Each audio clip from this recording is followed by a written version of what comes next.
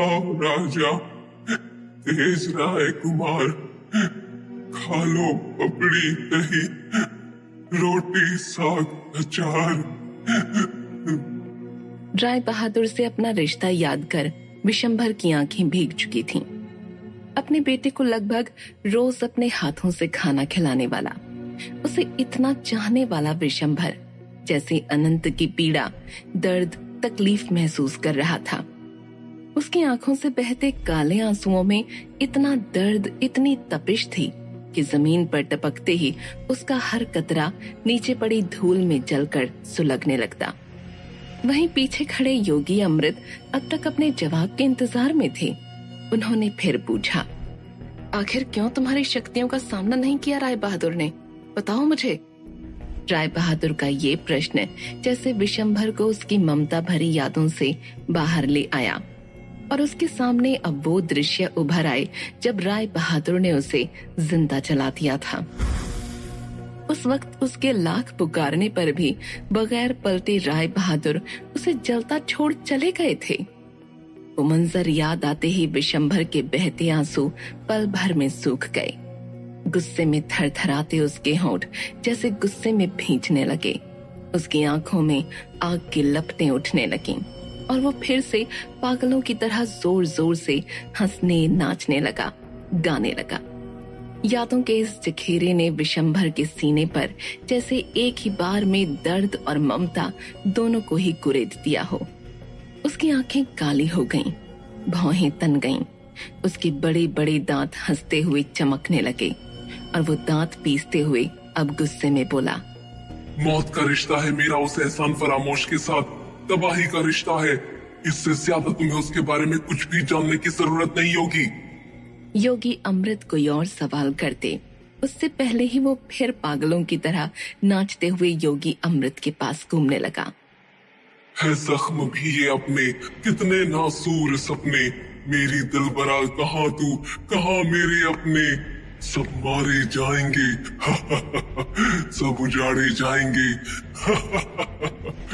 भावनगर से भयनगर मौत के सिर पे ताज है, जाग चुका अंधेरा फिर से, ये बर्बादी का आगाज है, सब मारे जाएंगे सब उजाड़े जाएंगे।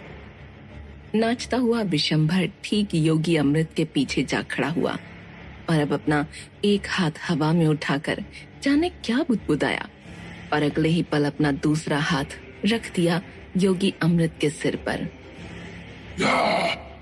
विशंभर के हाथों से अंधेरी दुनिया का काला धुआं निकलता हुआ योगी अमृत के शरीर में समाने लगा। योगी अमृत का वशीभूत शरीर धीरे धीरे अब पूरी तरह से काला हो उठा। उनके जिस्म की सभी नसें उनके शरीर पर उभर कर किसी मकड़ी के काले जाले की तरह दिखने लगीं। उनकी आंखों की पुतलियां अचानक गायब होकर सफेद पड़ गईं। तो वहीं विशंभर ने चेहरे पर एक डरावनी और कुटिल मुस्कान लिए योगी अमृत के कान में फुसफुसाते हुए कहा, तुम्हारा काम राय बहादुर के खिलाफ लड़ना है योगी। वो झूठा है, मक्कार है, नमक हराम, झूठा, नालायक है। तुम ये लड़ाई सच के लिए लड़ रहे हो योगी। जाओ योगी, तुम्हारी जरूरत दक्षिण के जंगल की चांडाल आत्माओं को है। बर्बाद कर दो राय बहादुर को, बर्बाद कर दो। जाओ जाओ हा हा हा हा हा। योगी अमृत के सिर पर जैसे राय बहादुर के खिलाफ लड़ने का भूत सवार हो गया। विशंभर के वश में आकर उन्हें सचमुच लगने लगा जैसे वो सच के लिए लड़ रही हैं और राय बहादुर झूठे हैं। वो विशंभर का साथ देकर सही कर रहे हैं।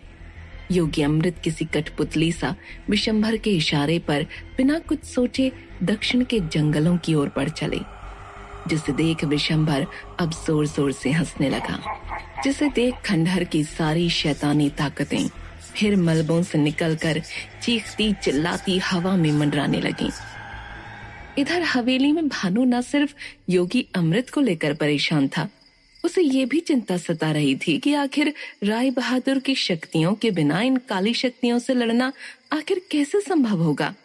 यही सब सोचता भानु चहलकदमी कर रहा था कि तभी एक बंद कमरे के अंदर से भानु को फुफकारने की आवाज आई। ठीक वैसी ही आवाज जैसी उस भयानक छिपकली के फुफकारने पर आ रही थी।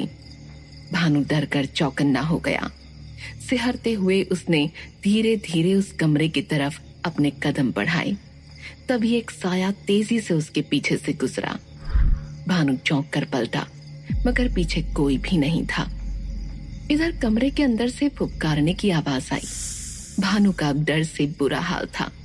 इस डर को अपने गले से निगलते हुए उसने खुद से कहा, कहीं वो छिपकली वापस तो नहीं लौट आई।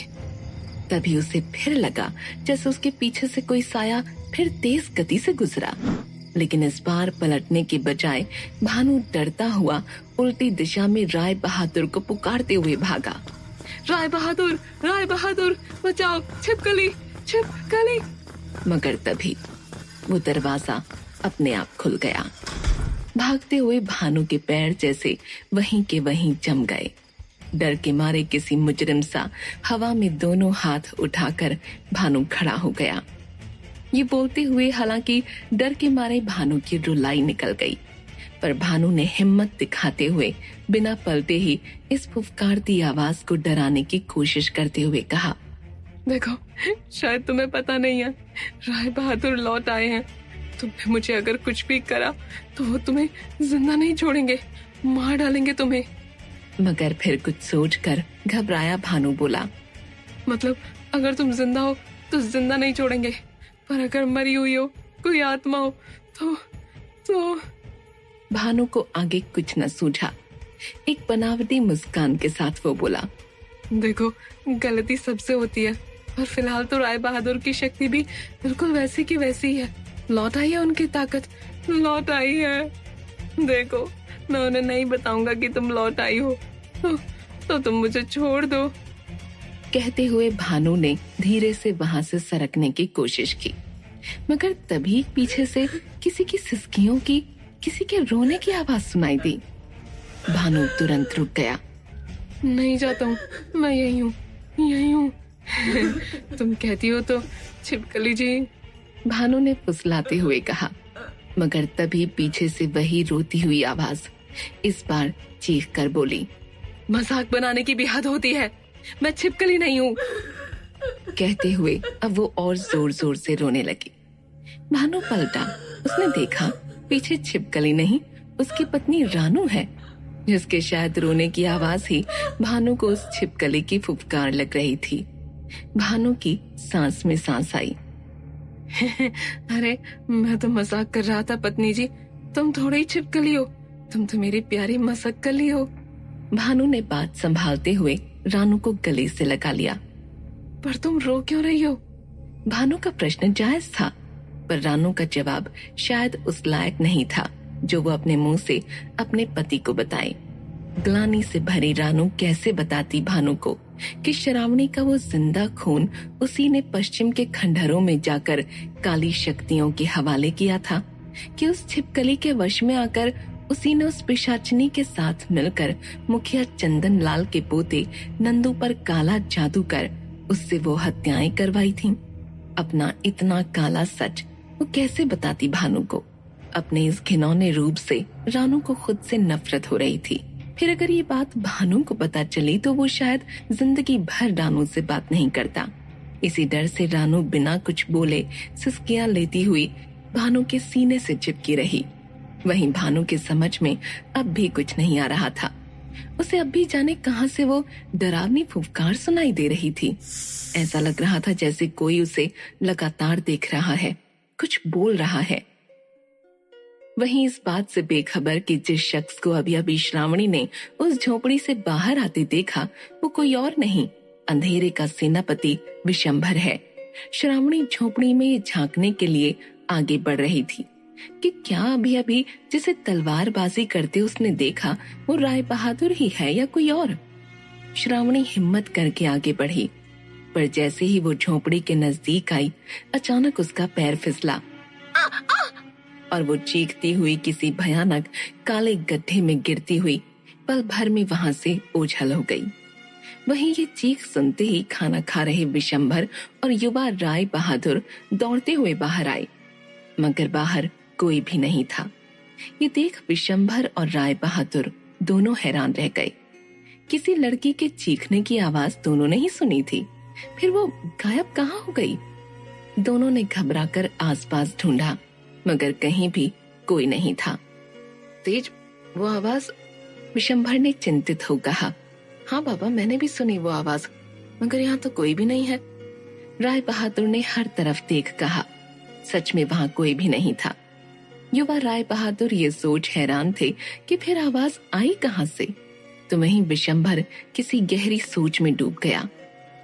इधर श्रावणी चीखती हुई उस गहरे काले गड्ढे से फिसलती हुई, या कहें कि एक बड़ी सुरंग से फिसलती हुई नीचे गिरती जा रही थी। अंततः सुरंग के दूसरे सिरे से उछलती हुई वो सीधे एक सुंदर शाही कक्ष में आ पहुंची। श्रावणी धूल झटकती हुई उठी। उसके कमर और हाथ पर हल्की सी खरोंच आई थी, मगर अपनी नजर उठाते ही उसने आसपास के इस नए माहौल को देखा। इस सुंदर सजीले कक्ष को देख वो हैरान रह गई। संगमरमर की दीवारों पर सोने की कीमती जरी से उभरी अनेक तस्वीरें हर ओर कक्ष में सजी हुई थीं। विशेष कीमती पत्थरों से चुनवाया गया ये कक्ष किसी खूबसूरत इमारत की तीसरी मंजिल पर था। सुंदर गुलदस्तों में सजे अनदेखे खुशबूदार ताजा फूल, शाही बिस्तर, कई सारे चमकते झूमर और कक्ष में सजी अप्रतिम सुंदर मूर्तियां देखते हुए श्रावणी ने आगे बढ़कर देखा तो उसकी आंखें फटी की फटी रह गईं। बाहर की ओर खुलते इस कक्ष की खिड़की नुमा बरामदे से पूरा भावनगर दिख रहा था। झील, पर्वत, हर ओर हरियाली, सुंदर बगीचे, सजीले राजवाहन, ऊंची इमारतें, हर ओर फैली चौड़ी सड़कें। श्रावणी पल भर के लिए जैसे इस अद्भुत नजारे में कहीं खो सी गई, मगर अगले ही पल फिर अपने आप को संभालते हुए श्रावणी ने आसपास देखा, इस जगह को पहचानने के लिए कि वो कहाँ है, क्यों है, जानने के लिए कक्ष से बाहर निकलकर देखा। मगर इस बड़े और सुंदर कक्ष से बाहर निकलते ही जैसे उसकी जबान फिर से सिल गई, होश उड़ गए और चेहरा चमकने लगा। एक बड़े से भोजन कक्ष में तरह तरह के व्यंजन, मिठाइयाँ, खाना, कीमती लाल चंदन की लकड़ी से बनी और चमकते हीरे मोती सजे सुंदर खाने की मेज, उस पर रखी अनेक सोने चांदी की तस्तरियां, थाली, बर्तन आदि देख श्रावणी का सिर चकरा गया। उसे समझ आ गया कि वो शायद किसी बहुत बड़ी जगह पर आ गई है। तभी उसकी नजर सामने की दीवार पर लगी शाही तस्वीरों पर पड़ी। रौबीली छवि वाले इन तमाम तस्वीरों में बने महारथी, उनके नाम और भावनगर पर राज्य करने का उनका समय उन तस्वीरों पर अंकित था। ये सभी तस्वीरें भावनगर के राजाओं की थीं, जो अलग अलग कालखंड में राज करते हुए भावनगर पर कुशल राज्य और सुशासन चलाते हुए इसके इतिहास में अमर हो गए थे। राजा निशान सिंह, राजा वेद प्रकाश, राजा राज भैरव, राजा नरेंद्र सिंह। श्रावणी अभिभूत होकर भावनगर के हजारों सालों के महान इतिहास के सूत्रधार इन राजाओं की तस्वीरों को देखती हुई सबके नाम पढ़ रही थी, मगर तभी एक गरजती हुई आवाज आई, और अब बहुत जल्द तुम भी इन तस्वीरों में कैद हो जाओगी। ये भारी भरकम और कड़क आवाज सुनते ही श्रावणी का पूरा शरीर कंपकपा उठा। वो पकड़ी गई थी। श्रावणी घबराकर पीछे मुड़ी। पीछे महाराजा नरेंद्र सिंह के महामंत्री शूरवीर कुषाण खड़े थे। महाबलशाली, लंबे चौड़े कुषाण के चेहरे पर दमकता तेज था। उनका चेहरा सूरज की लालिमा सा चमक रहा था। कुषाण घूरते हुए श्रावणी को देख रहे थे। कुषाण का ये हावी होता चेहरे पर तेज देख श्रावणी घबराकर पीछे हटी, मगर कुषाण अपनी तलवार पर हाथ रखे श्रावणी को घूरते हुए उसकी तरफ बढ़ते जा रहे थे। इन सभी घटनाक्रम से दूर भयनगर में अपने घर में आराम से सो रहे राणावत काका अचानक नींद में सिहरने लगे। उनका शरीर अचानक कांपने लगा। पसीने की मोटी मोटी बूंदें उनके चेहरे पर उभर आईं और कानों में गूंज उठे वो शब्द जो चांडाल आत्माओं के वश में आई श्रावणी ने मुखिया चंदन लाल के पोते नंदू के लिए हुए कार्यक्रम में कहे थे। राणावत काका, तेरी बीवी रज्जो ऐसे ही खाई में गिर गई क्या? अरे क्यों झूठ बोल रहा है अपने बच्चों से? क्यों नहीं बताता अपने बच्चों को कि दूसरी औरत के चक्कर में रज्जो का गला काटकर अपने ही ससुर के खेत में गाड़ दिया तूने उसे? हाँ। राणावत नींद में ही बेचैन होकर बड़बड़ाने लगा। नहीं नहीं। मगर वो सपना, वो आवाज आना बंद नहीं हुई। मेरी रज्जो करता। तुझे क्या लगता है तू झूठ बोलकर बच जाएगा? नहीं, आज से 13 दिन बाद अमावस्या की काली रात को तेरे कमरे के बाहर जो पीपल का पेड़ है ना, तेरी सरकटी रज्जो वहाँ से रेंग रेंग कर तेरे बिस्तर तक आएगी और तेरा सर, याद रख, तेरा सर उसी मिट्टी के नीचे ले जाएगी जहाँ तूने उसे गाड़ा है। ये भयानक हंसी सुनकर राणावत काका के कानों से खून बहने लगा और वो चौंकते हुए उठ खड़े हुए। डर के मारे उनकी सांसें तेज हो गईं और घबराहट से जैसे दिल धड़कने के बजाय जम गया हो। घबराते हुए राणावत काका ने हिसाब लगाया और गणित करते ही जैसे उन्हें अपनी मौत अपनी आंखों के सामने दिखाई देने लगी। जिस काली अमावस्या की बात उन चांडाल आत्माओं ने श्रावणी के शरीर में आकर कही थी, वो कल ही है।